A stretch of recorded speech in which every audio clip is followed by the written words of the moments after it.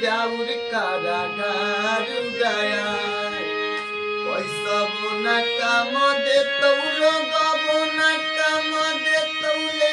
तो अब तोरा के बचा अरे पैसा बोना काम दे तौलो गबोना काम दे तौले तो अब तोरा के बचा कि जहिया बेल लेके अइबहु तहिया तू लगे देबहु और छोड़ा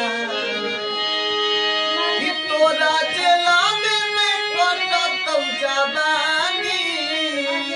कइनी हमारा से छौड़ा मना मानी कि तोरो बर्बाद करबौ हम रे कि तोरो बर्बाद करबौ